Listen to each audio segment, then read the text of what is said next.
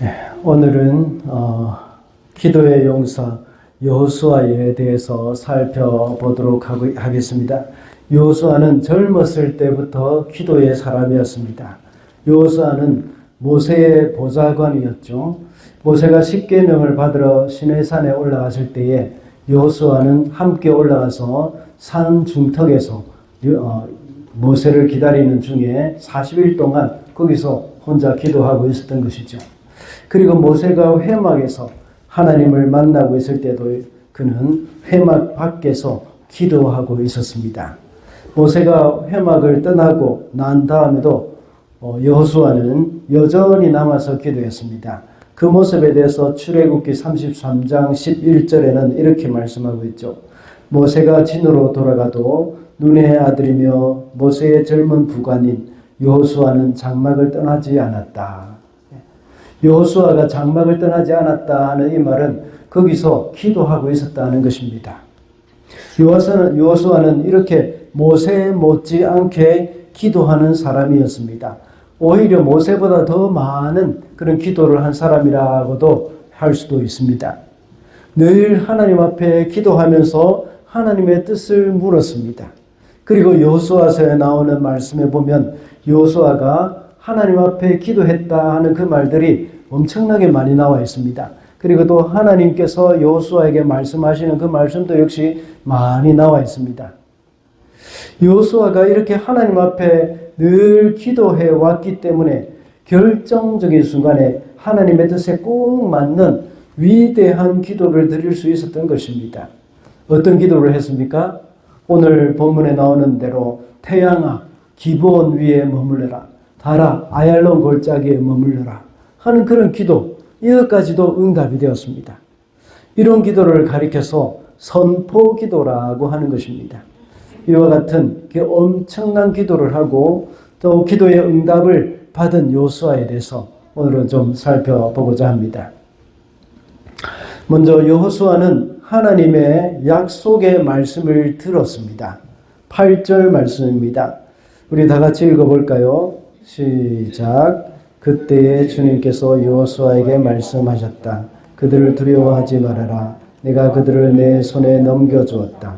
그들 가운데서도 너를 당할 수 없을 것이다. 아멘. 히위 사람들이 있습니다. 이 사람들은 가나안의 7 족속 중에 한 부족이죠. 그 사람들은 기브온이라는 지역에 살고 있었습니다. 여호수아에게 이 사람들이 찾아가서 평화 조약을 맺습니다. 히위 사람들은 가나안 땅의 중간 지점에 거주하고 있었지만 아이성과 아주 가까운 곳에 있었죠. 그럼에도 불구하고 그들은 멀리서 온 사람처럼 속이고 이 여호수아와 이렇게 평화 조약을 맺었던 겁니다. 빵도 말라 비틀어져 있었고 곰팡이가 피어 있었습니다. 그리고 또 아주 낡아 찢어져가는 그 포도주 가죽 부대를 이제 가져오면서 보여줬습니다. 멀리서 왔다는 것을 보여주기 위한 것이었죠. 이렇게 해서 화친 조약을 맺어버렸습니다. 여호와 하나님의 이름으로 화친 조약을 맺은 것이죠. 그런데 이 소식을 들은 가나안의 5 부족, 한 부족은 완전히 북쪽에 있었기 때문에 그것을 이제 알지 못했을 수도 있습니다. 그러나 나머지 5 부족들은 배신자, 이 기브온 족속들, 히위 족속들을 이제 치러 온 것이죠. 이렇게 해서 기브온 족속들은 여호수아를 찾아와서 자신들을 도와달라고 했던 것이 바로 오늘 읽었던 6절부터의 말씀입니다. 비록 그들이 히위 족속에게, 이스라엘 백성들이 히위 족속을 또 기브온 족속이라고도 하죠. 히위 족속이 기브온에 살았다고 말을 했죠. 그 언약을 속아서 맺은 것이지만 여호와 하나님의 이름으로 한 약속이기 때문에 꼭 지켜야 했습니다. 그것을 무시했던 사울은 하나님 앞에 책망을 받았죠. 사울 때문에 그 이스라엘 그 땅에 몇 년 동안 흉년이 들었던 적이 있었습니다. 그래서 하나님께 물어보았을 때에 사울이 그것을 무시하고 기브온 족속들을 학살해버렸던 것이죠.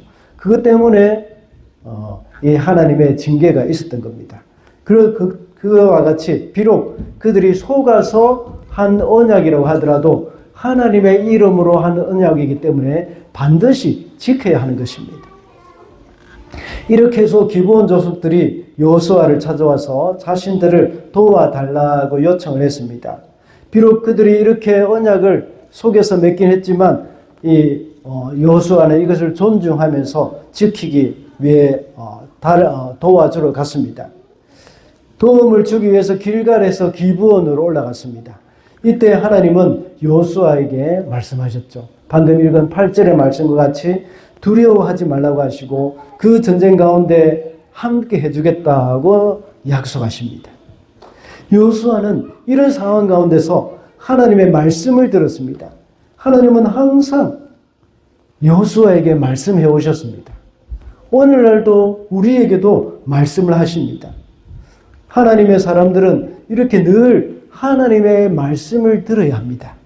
그리고 하나님의 말씀을 듣고 순종하는 것이 바로 하나님의 사람들의 일입니다. 그래서 그 말씀을 따라 순종할 뿐만 아니라 우리의 기도 제목도 역시 그 말씀 따라 기도를 하는 것입니다. 오늘날 우리 성도들에게도 역시 하나님의 말씀이 들려야 합니다. 하나님의 말씀을 언제 들을 수 있습니까? 개인적으로 묵상할 때 들을 수 있습니다. 그리고 설교를 통해서도 들을 수 있습니다. 매주 예배 시간에 하나님 앞에 나와서 예배할 때도 역시 하나님의 말씀을 들어야 합니다. 그 말씀이 귀에 들리고 그것이 나에게 하나님의 말씀으로 받아들이고 순종하는 삶을 살아야 하는 겁니다. 이것이 바로 우리의 삶에서 드리는 예배이고 하나님의 말씀에 반응하는 그런 삶입니다. 우리 각자의 삶에서 하나님이 우리에게 말씀하시는 것을 들을 수 있는 귀를 달라고 기도해야 합니다. 하나님께서는 우리에게 늘 말씀을 하십니다. 여러 가지 방법으로 말씀을 하십니다. 우리의 관계를 통해서도 말씀하시고 또 때로는 지나가는 그런 예쁜 드레핀 꽃을 통해서도 우리에게 말씀을 하시는 분입니다. 또 여러 가지 우리 지극히 작은 어린아이들 입을 통해서도 우리에게 말씀하십니다. 우리는 그 말씀에 귀를 기울여야 합니다.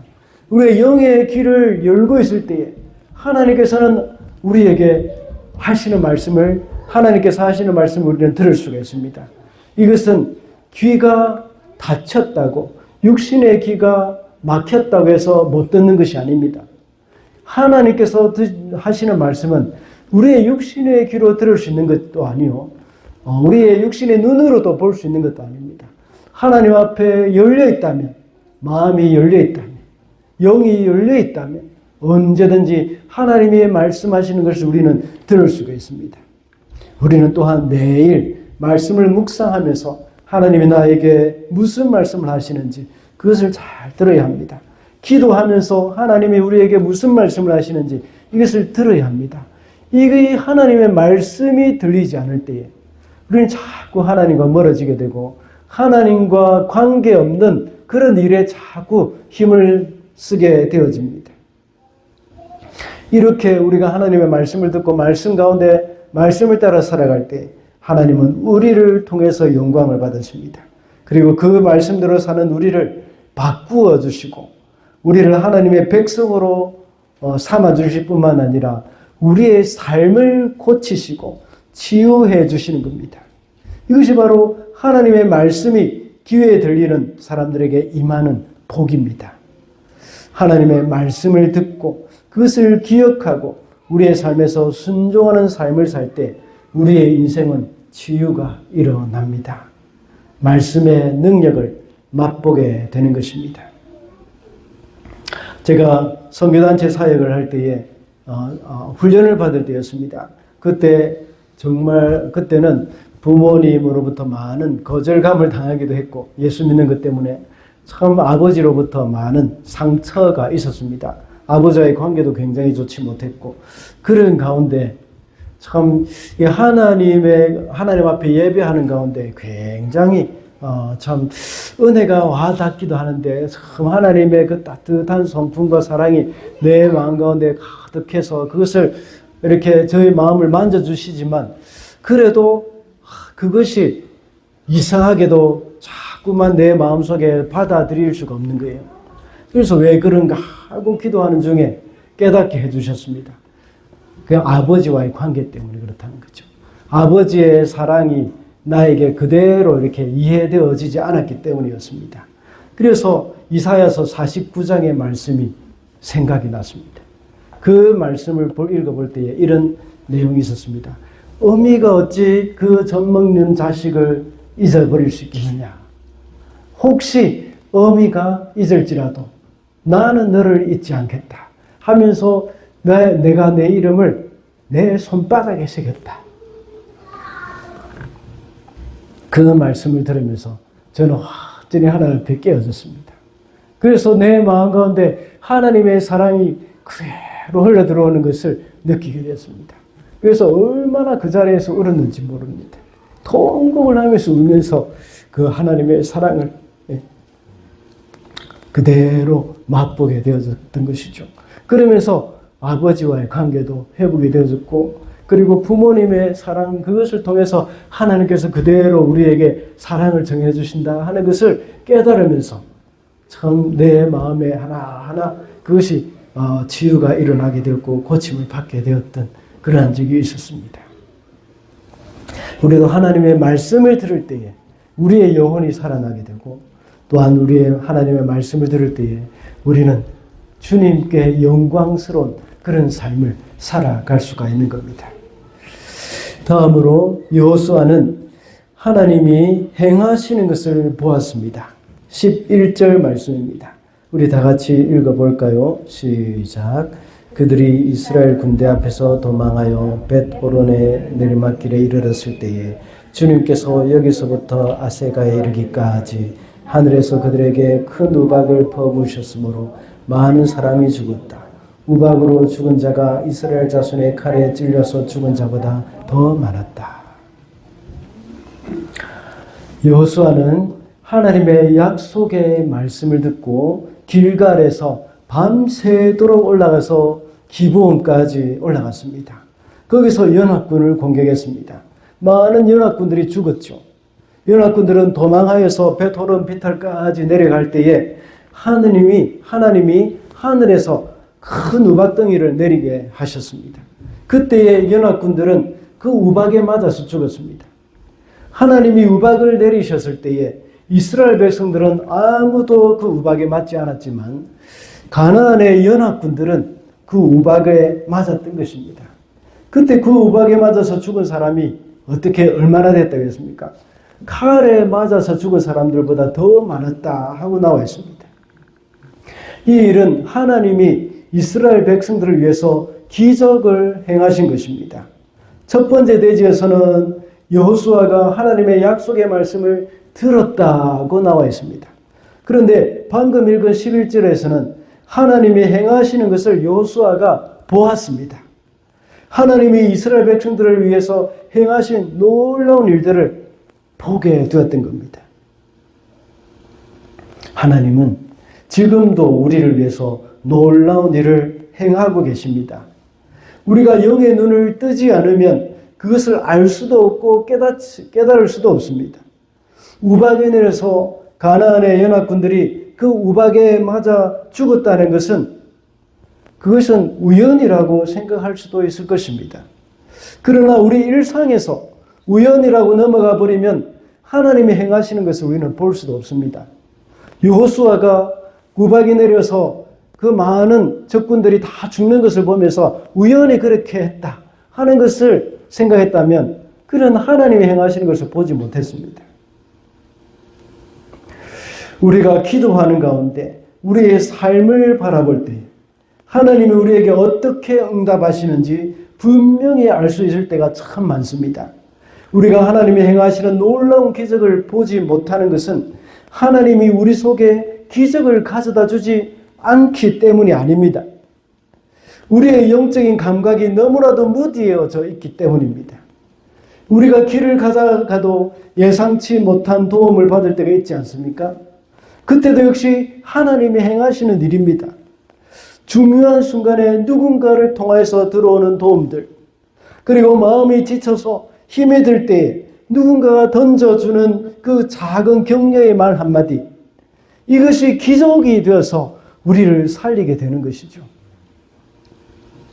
자주 말씀을 드리지만 광야에서 만나는 하나님이 매일 아침마다 주시는 기적의 양식입니다.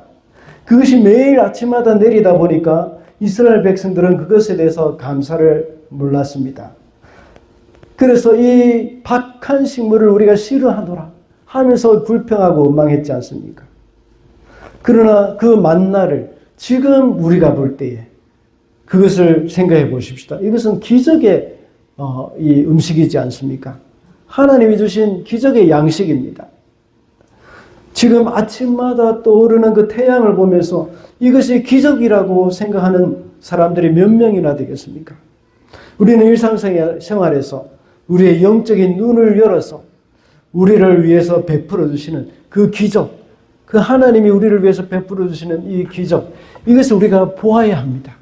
그래서 그것을 깨닫고 하나님께 감사하며 확신 가운데 살아가야 하는 것입니다. 마지막으로 여호수아는 믿음으로 선포하는 기도를 했습니다. 12절 말씀입니다. 우리 다 같이 읽어보겠습니다. 시작. 주님께서 아모리 사람들을 이스라엘 자손에게 넘겨주신 날에 여호수아가 주님께 아뢰었다. 이스라엘 백성이 보는 앞에서 그가 외쳤다. 대항아 기브온 위에 머물러라. 달아 아얄론 골짜기에 머물러라. 방금 읽은 12절을 보면 여호수아가 주님께 아뢰었다 하고 말을 하고는 백성이 보는 앞에서 외쳤다고 말했습니다. 그리고 태양을 향해서 기브온 위에 머물러라 하고 명령합니다. 그리고 달을 향해서 아얄론 골짜기에 머물러라 하고 명령합니다. 이것을 가리켜 선포 기도라고 말을 합니다. 여호수아의 이 선포 기도로 인해서 실제로 태양과 달이 멈추었습니다. 그래서 그동안 해가 지지 않고 그대로 떠 있는 바람에 연합군들을 다 무찔러 버렸습니다. 이러한 현상은 과학적으로도 증명이 되었다고 합니다. 많은 자료들이 있습니다. 그 중에 미국의 볼티모어에 있는 커티스라는 그런 회사의 과학자들이 이것을 밝혀냈다고 합니다. 물론 나사에서도 이것을 증명을 해냈다고 합니다. 인공위성을 커티스 그 회사에서 그 과학자들이 인공위성 궤도를 작성하기 위해서 태양과 달 그리고 주변 혹성들의 궤도 조사를 하던 중에 이것을 발견했다고 하는 것이죠. 이런 기도는 하나님의 뜻이 무엇인지 분명히 아는 사람들이 하는 기도입니다. 그래서 선포하는 기도를 하는 것이죠.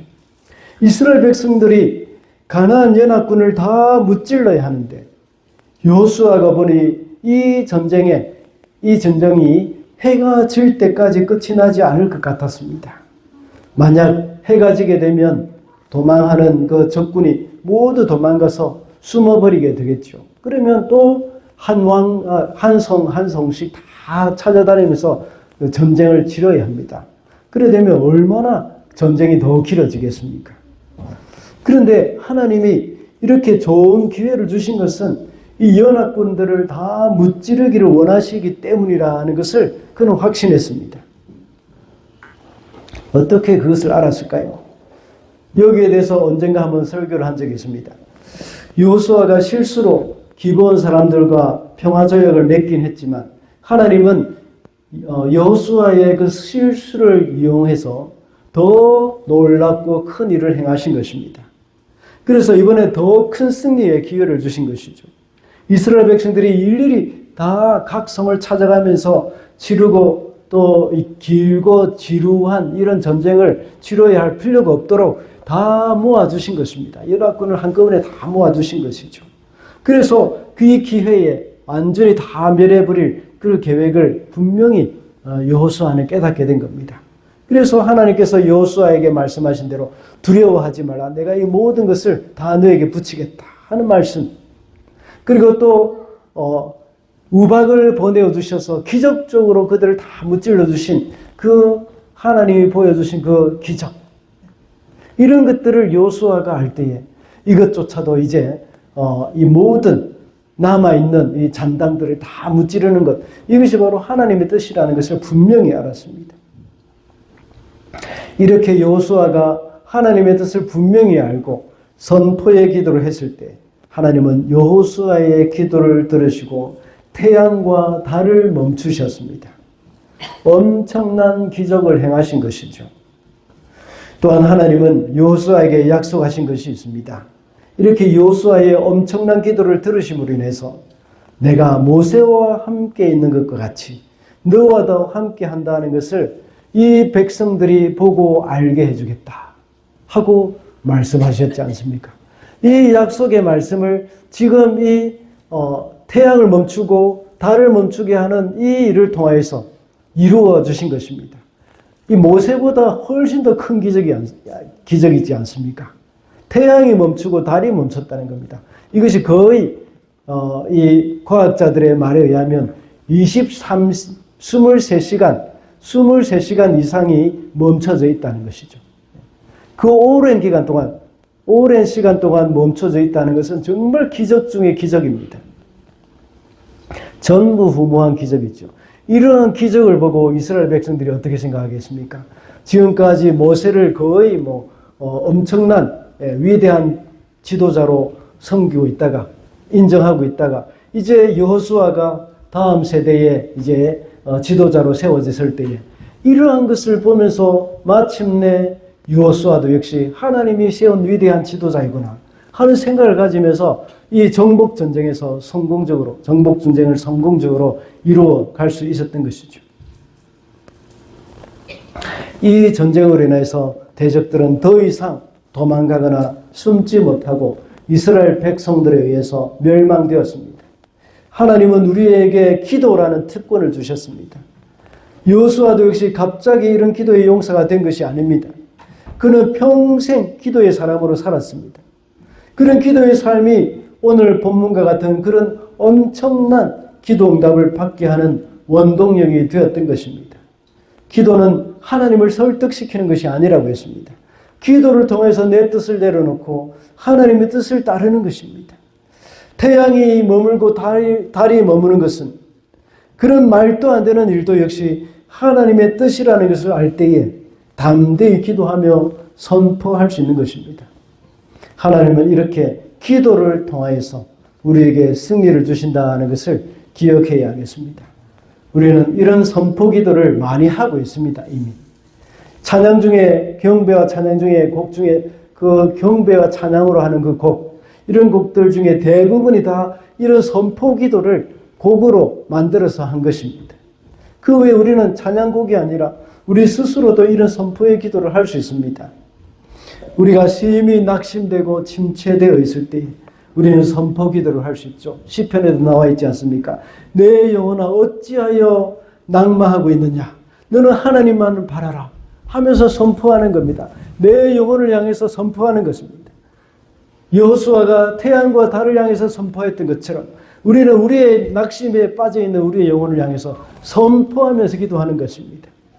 그리고 우리는 하나님을 찬양하면서 하나님은 위대하신 분이십니다 하고 선포 기도를 할 수 있는 것입니다. 하나님은 온 세상에 충만하십니다. 하나님은 찬양받으시기에 합당하신 분이십니다 하고 기도할 수 있는 겁니다. 이렇게 하는 것이 바로 선포 기도입니다.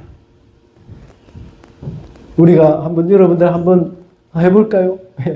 여러분 한번 생각해 보십시오. 하나님이 어떤 분이신지 한번 생각해 보십시다. 그래서 가만히 생각하고 있다가 하나, 둘, 셋 하면 동시에 딱 하는 겁니다. 하나님은 이런 분이십니다. 하나님은 위대하신 분이십니다. 하나님은 전지전능하신 분이십니다. 하나님은 태양과 달도 멈추시는 분이십니다. 이렇게 이제 선포하는 겁니다. 한번 생각을 해보시기 바랍니다.